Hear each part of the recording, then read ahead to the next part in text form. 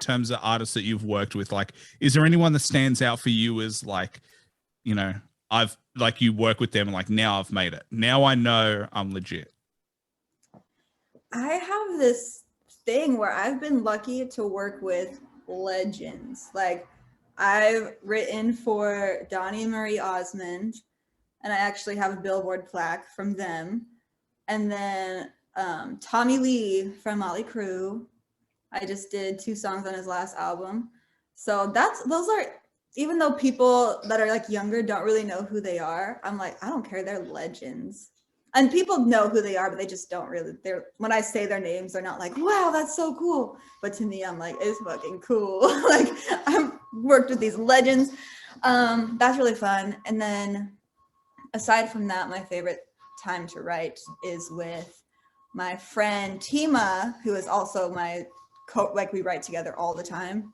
And we write for people like Saweetie and Cardi, and that's just so much fun. We just, because we do it at her house in her studio, and we just get like drunk as hell and write the songs. And it's so fun to get feedback back from like their managers, like, Cardi loves the song, send over the stems. And it's just so cool to hear that. Do you know what I mean? And those are my 2 favorite. I love working with legends, and I love writing for these pop and female rappers. That's my favorite because it's so fun. And Cardi and Saweetie and Meg Thee Stallion, they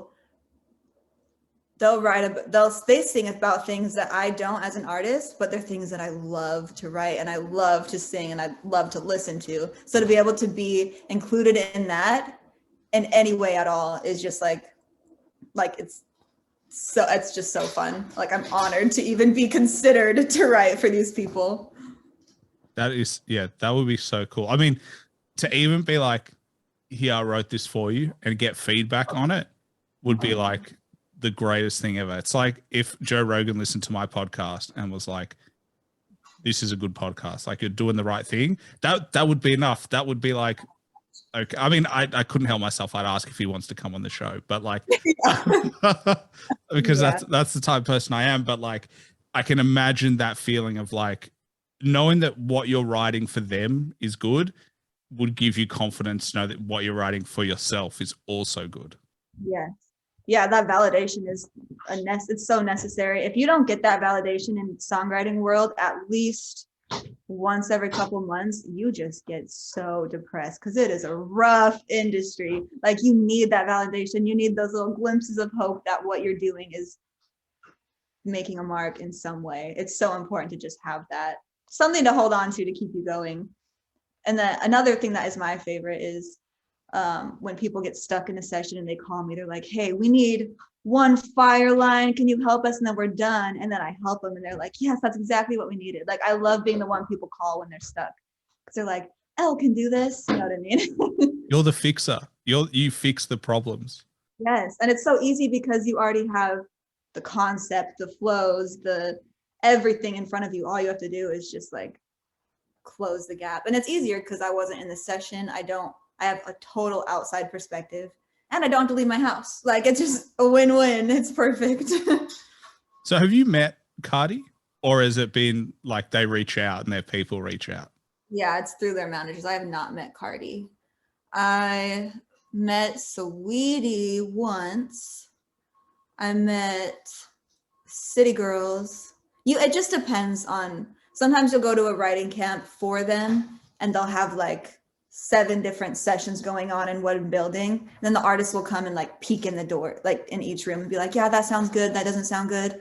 But sometimes they don't come in at all. You never know. But usually you just work with their team and their team works with our team. And then it's all middleman, you know. 7 sessions at the same time.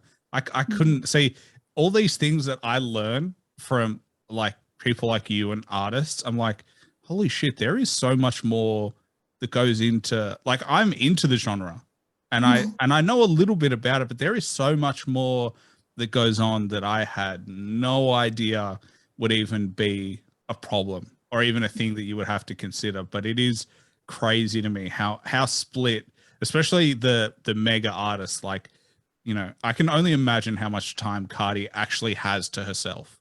Like it would be minuscule between all the commitments that she has. It's brutal. It's brutal for everybody. I don't even know if I'm supposed to say this, but I'm going to say it. Don't worry, we won't tell anybody. There was a song that me and Tima, my friend I mentioned earlier, we wrote it and gave it to manager. And he said that he's going to put it out. You know, he's like, yeah, he loves it. He's recording it. He's going to put it out. We sent him all like the lyrics and the stems and everything that needed to be done. And then he just kept not putting it out. So we would keep checking in. The manager's like, yeah, he's still going to do it. He's still going to do it. And mind you, that means that they have our song on hold. So we can no longer give it to anyone else. So the song that we wrote is just sitting in his hands. And we're just waiting on, you know, and months and months and months and months and months pass. And his album comes out and our song's not even on it. So then now we just wasted months of our time with them saying they were going to record our song, but then they just don't. You know what I mean?